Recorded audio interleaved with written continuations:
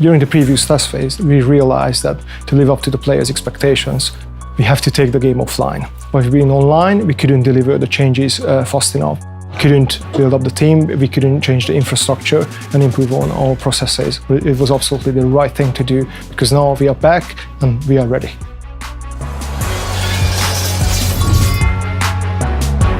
So we are back and we are very excited.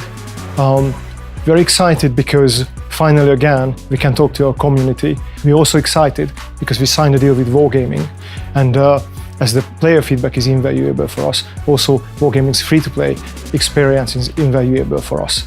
So together with Wargaming, we can really live up to the players' expectations.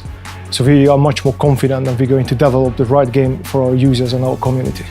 So the partnership with Wargaming and working close with Wargaming and joining the two companies up in many ways, the two teams up, just allows us to get great feedback from very experienced gamers. And combined with our knowledge of Total War, the two companies working closely together should mean a great game for fans, both new players and existing hardcore fans that we may have had in the past. So since we went offline, and we took the service down earlier this year, one of the key things we've been doing is actually building the team up. So we've made some great additions.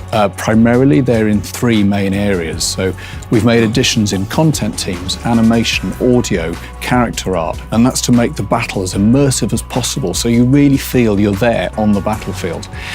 We've also made additions in gameplay programming because we wanted to tweak and amend battle features and some front-end features. And finally, and probably the most important area, is we've grown the team in the online services team, which is everything to do with the infrastructure. We've been working on a lot of features under the hood, many of them that the user will not see, but actually it'll improve their experience in the long run. Many of those have to do with stability and deployment. And of course, we've been doing a lot of work to integrate with the Wargaming platform. We're very happy to have them as a partner because we can leverage their experience in that field. So some of the features we've been working on that the user will notice are many little gameplay refinements, as well as the UI, the information that is presented to the player as they play the battle. For example, the mini-map is a lot clearer. There will be the unit overlays telling you in a much clearer way what's happening during the battle. Obviously, Total War Arena was offline for a while now, and we are now entering our closed alpha phase again. It's an alpha really because a lot of the features we're working on are simply not finished. We went back to the drawing board and really looked deep at what we think we need to change to make this game much better than it was last time players interacted with it, which is why it's really an alpha, right? It's a work in development that is incomplete. So we've reworked, for example, how the rewards work and how players are rewarded for what they do in battle. It's the same with the matchmaking, that has seen a lot of work. It's the same with the way certain unit types work. And again, that's something where we wanted to get data and statistics, and we needed to test if that is working as intended. And to do that, we needed a large number of players to play a lot of battles. So at the moment, we're running a closed alpha, which is primarily a technical test, but it's also an environment where we can try out some new features. And we'll be looking to run day sessions or weekend sessions from now through to next spring. And we'll be trying out, as I said, new things such as the tutorial journey. After a while, that closed alpha will turn into a closed beta, and we're hopeful by springtime we'll be able to open the game up to more players and get more feedback in, because listening to players is what's going to drive this game and what's going to make it great.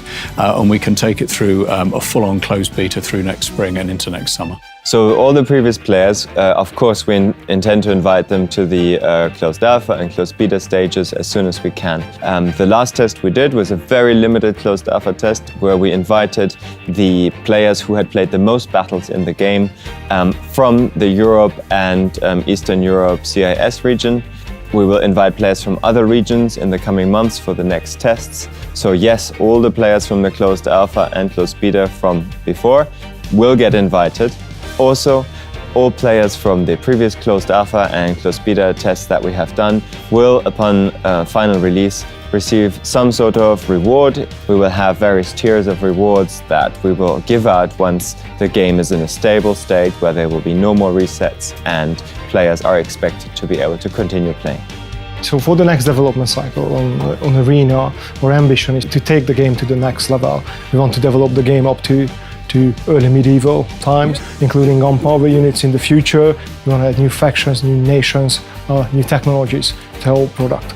For Arena and for our development process, it was always very important to work closely with the community and we want players to sign up, join a closed beta. We need your feedback, we need you on the battlefield.